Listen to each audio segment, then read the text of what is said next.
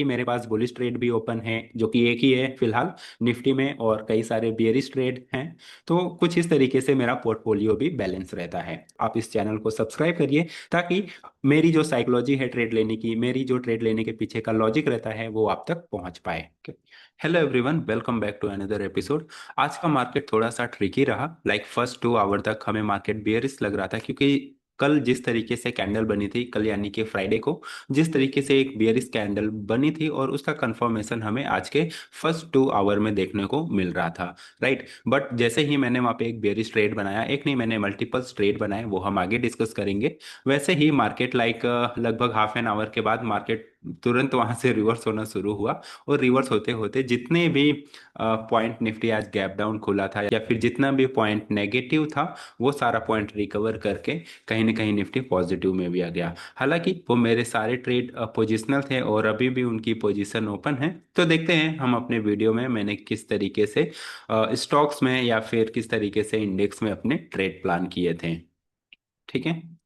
But यार, video को start करने से पहले मैं एक बार फिर से कहना चाहूँगा कि अगर आप लोग नए हैं इस चैनल पर तो प्लीज़ मेक श्योर आप इस चैनल को सब्सक्राइब करिए। क्योंकि अगर आप किसी भी एक चैनल को फॉलो करते हैं, उसके वीडियो देख रहे हैं, तो यार देखो, एक दो वीडियो में नहीं होगा, लेकिन अगर आप उसके रेगुलर वीडियो को देखेंगे तो उस ट्रेडर की क्या साइकोलॉजी है, वो किस तरीके से अपने पोजिशंस बनाता है, किस तरीके से एडजस्टमेंट करता है, ये सारी साइकोलॉजिकल चीज़ें आपको धीरे धीरे समझ में आएगी। तो चलते हैं हम अपने पोजीशन की तरफ। तो सबसे पहले मैं आपको एक ब्रीफ में बता देता हूँ कि मैंने आज किस किस में अपने पोजीशंस बनाए थे। ठीक है। All right. तो अगर मैं आज के पोजीशन की बात करूँ, आज यानी कि 18 ऑफ मई की बात करूँ, तो जो मेरा पहला पोजीशन था वो एयरटेल का था। क्योंकि अगर आप एयरटेल का चार्ट देखोगे, हालांकि इस एयरटेल को मैं पिछले वीक से ही ट्रैक कर पा रहा था, बस मुझे कंफर्मेशन चाहिए था कि एक बुलिश कैंडल बने और बुलिश कैंडल का कंफर्मेशन आए, जो कि आज के कैंडल में आ गया था। तो इसीलिए मैंने आज एयरटेल में एक बुलिश ट्रेड बनाया। फिर जो मैंने सेकंड ट्रेड बनाया वो सेंसेक्स में बनाया 21 एक्सपायरी के लिए। अभी ये सारे ट्रेड क्या है वो हम आगे के वीडियो में समझेंगे।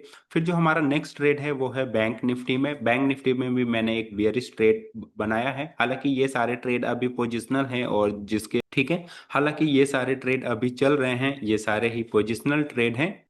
ठीक है। इन सब के अलावा मैंने एक और ट्रेड बनाया था जो कि मेरा डीमार्ट में था।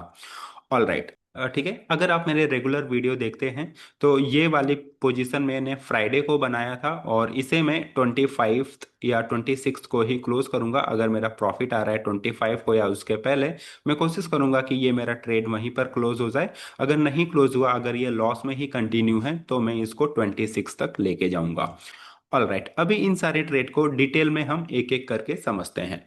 तो सबसे पहले अगर मैं बात करूं एयरटेल की, तो अगर आप एयरटेल का चार्ट देखोगे ना, तो इस चार्ट को मैं ना पिछले वीक से ही मैं ट्रैक कर रहा था, राइट। पिछले वीक से, यानी कि ये मैंने एक रेंज ड्रॉ की थी, और जैसे ही मुझे यहाँ पे एक ब्रेकडाउन दिखा, तो मैं ना यहाँ पे एक डाउन साइड का ट्रेड बनाने के लिए सोच रहा था। लेकिन जो मुझे चीजें रोक रही थी वो ये वाली चीजें थी कि क्योंकि मार्केट इस प्राइस पॉइंट से बार बार रिजेक्शन लिया हुआ है, और जो यहाँ पर आप वॉल्यूम देख रहे हो वो वॉल्यूम भी स्ट्रांग था, जिसकी वजह से मुझे यार कहीं ना कहीं लग रहा था कि नहीं, यहाँ पर बाइंग प्रेशर है, तो डाउन साइड का ट्रेड बनाना एक रिस्कियर ट्रेड हो रहा था। और अगर मैं रिस्क टू रिवॉर्ड की बात करूँ तो रिस्क टू रिवॉर्ड भी उतने अच्छे से मैच नहीं हो रहे थे।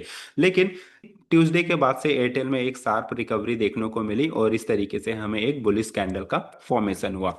अब देखो, ये जो बुलिश कैंडल का फॉर्मेशन हुआ है, यहाँ पे दो ब्रेकआउट है। एक तो अगर आप ये वेज देखेंगे कि एयरटेल इसके पहले इस तरीके से वेज में ट्रेड कर रहा था, डाउन साइड के वेज में ट्रेड कर रहा था, और फिर ये कहीं ना कहीं यहाँ पर जाके ये कंसोलिडेट कर रहा था। तो ये जो ब्रेकआउट हुआ, ये इस डाउन ट्रेंड लाइन का भी ब्रेकआउट है और इस कंसोलिडेटर रेंज का भी ब्रेकआउट है, राइट। कंफर्मेशन यानी कि जैसे ही प्राइस इस वीक के हाई को क्रॉस करे, हम वहां पर एक बुलिश साइड में ट्रेड प्लान कर सकते थे। तो बस इसी लॉजिक के हिसाब से जो मैंने एयरटेल में ट्रेड बनाया है वो आप यहाँ पर देख सकते हो क्लियरली, कि मैंने 1940 का सीई बाई किया हुआ है, और इसे हेज करने के लिए मैंने 2000 का सीई को सेल किया हुआ है। जो मेरा इस ट्रेड में रिस्क टू रिवॉर्ड है वो 2.2 का है रिस्क टू रिवॉर्ड। और अगर मैं मैक्सिमम लॉस की बात करूँ तो 9000 मेरा मैक्सिमम लॉस है, और जो मेरा मैक्सिमम प्रॉफिट है वो लगभग 19,500 के करीब है। ब्रेक इवन की बात करूं तो ब्रेक इवन जो है वो यहाँ से 1% ही दूर है, जो कि इजिली अचीव किया जा सकता है। देखो, अभी अभी हमारे पास अच्छा खासा टाइम है, ये जो एक्सपायर होगा ये मंथली एक्सपायरी है। तो यार मंथली एक्सपायरी में एयरटेल का इस लेवल पर आना कोई बहुत बड़ी बात है नहीं, राइट। तो यार देखो, इन्हीं सब चीज़ों को मैं ट्रेड प्लान करने से पहले देखता हूँ कि मेरा उस ट्रेड में ब्रेक इवन कहाँ पर है, क्या वो अचीवेबल है या नहीं है। तो इस तरीके की छोटी छोटी बारीकियां होती हैं जो हमें एक क्वालिटी ट्रेड बनाने में हेल्पफुल होती हैं। चलते हैं हम अपने नेक्स्ट ट्रेड की तरफ, जो कि मैंने प्लान किया था सेंसेक्स में। इसके पीछे का क्या लॉजिक है वो मैं आपको बता देता हूँ। सेंसेक्स के चार्ट को देखोगे ना तो आपको पता चलेगा कि नहीं, जो लास्ट वीक वाला बियरिश कैंडल था उसका कहीं ना कहीं कंफर्मेशन आ गया था, या फिर मैं इसमें थोड़ा सा हड़बड़ाहट कर दिया था। क्योंकि यार जैसे ही मैं इसमें बियरिश ट्रेड बनाया, बस जस्ट उसी के बाद से ही मार्केट ऊपर के साइड में रिवर्सल होना स्टार्ट हो गया। अब देखो मैंने यहाँ पे ना गलती क्या की थी, मैं यहाँ पे अपनी एक गलती बताता हूँ आपको। इतने साल से ट्रेड लेने के बावजूद भी मैं बेसिक बेसिक गलतियां हो जाती है, राइट। अब देखो तुम मार्केट का ना स्ट्रक्चर समझो क्या है यहाँ पर सेंसेक्स के केस में, कि मार्केट लंबे समय से एक डाउन ट्रेंड में था, राइट। डाउन ट्रेंड में होने के बाद यहाँ से हमें एक शॉर्ट कवरिंग देखने को मिली, शॉर्ट कवरिंग के बाद यहाँ पर एक कंसोलिडेशन फेज हुआ।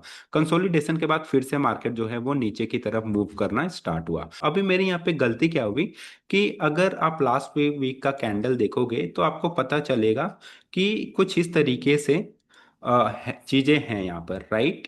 ये इसका लो है, और मैंने यहाँ पे जो हड़बड़ी किया था ट्रेड लेने में, मुझे इस लो के ब्रेक होने का वेट करना चाहिए था, राइट। वो मैंने वेट नहीं किया। मैं सोचा कि ठीक है यार, यहाँ पे अगर आप इसे एज अ रेड कैंडल के रूप में देखोगे, क्योंकि जब मैंने एंट्री ली थी तब ये रेड कैंडल था यहाँ पर, और जैसे ही मैंने यहाँ पर इस पॉइंट पे अपनी एंट्री बनाई और वहीं से ही मार्केट रिवर्स हो गया। हालांकि मार्केट अभी भी नेगेटिव है, ये बस वन डे का कैंडल है। क्योंकि अगर आप डेली टाइम फ्रेम में देखोगे तो आपको डेली टाइम फ्रेम में भी ये वाला स्ट्रक्चर देखने को मिल जाएगा। मार्केट नीचे मूव किया, उसके बाद ये ऊपर गया, थोड़ा सा यहाँ पे कंसोलिडेशन हुआ, और उसके बाद यहाँ पे फिर से ये नीचे की तरफ मूव करना स्टार्ट हुआ था। बस गलती यहाँ पर हुई कि ये वाला जो लो है, ये वाला लो लास्ट वीक में बना था, मुझे इसके ब्रेक होने का वेट करना चाहिए था डाउन साइड में ट्रेड बनाने के, ठीक है, डाउन साइड में ट्रेड बनाने से पहले। और जो इसकी एक्सपायरी है वो 21 मई है, तो देखते हैं 21 मई तक इस पोजीशन की क्या हालत रहती है।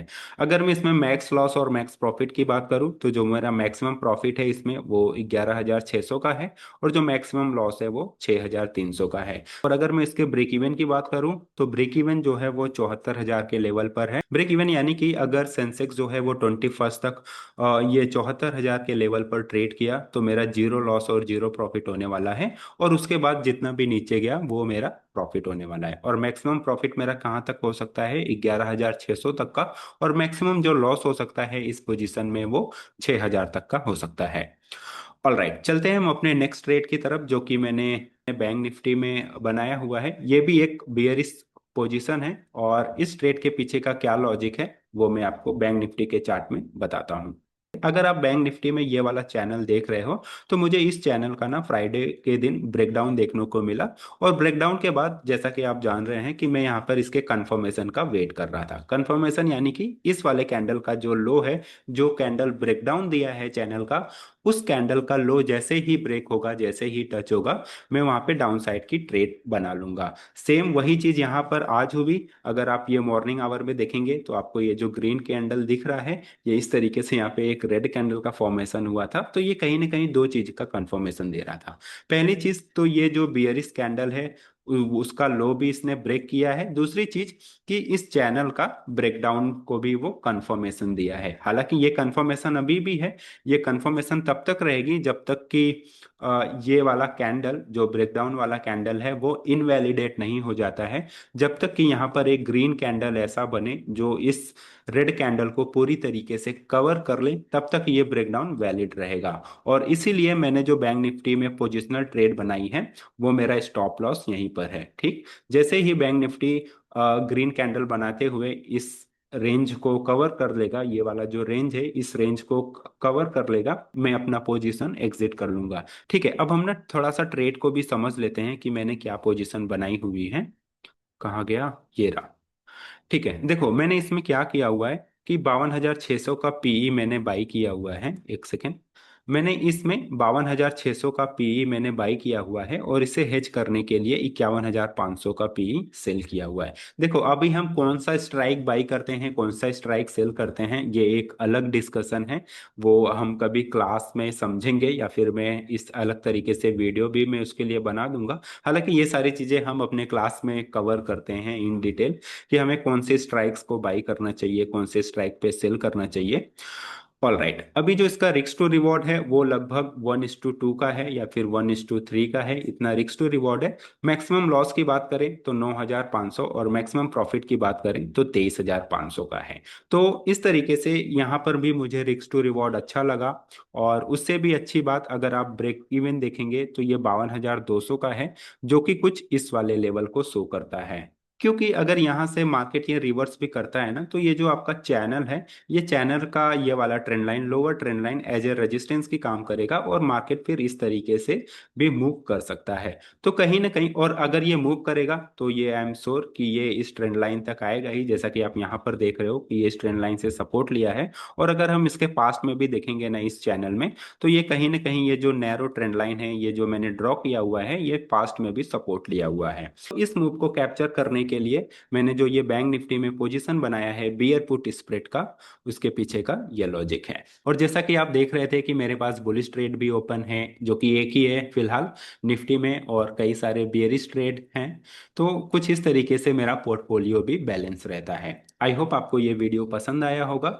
अगर आपको इस तरीके की और भी वीडियो देखनी है तो प्लीज़ मेक श्योर आप इस चैनल को सब्सक्राइब करिए, ताकि मेरी जो साइकोलॉजी है ट्रेड लेने की, मेरी जो ट्रेड लेने के पीछे का लॉजिक रहता है वो आप तक पहुंच पाए। ऑलराइट गाइज, मिलते हैं हम अपने नेक्स्ट वीडियो में।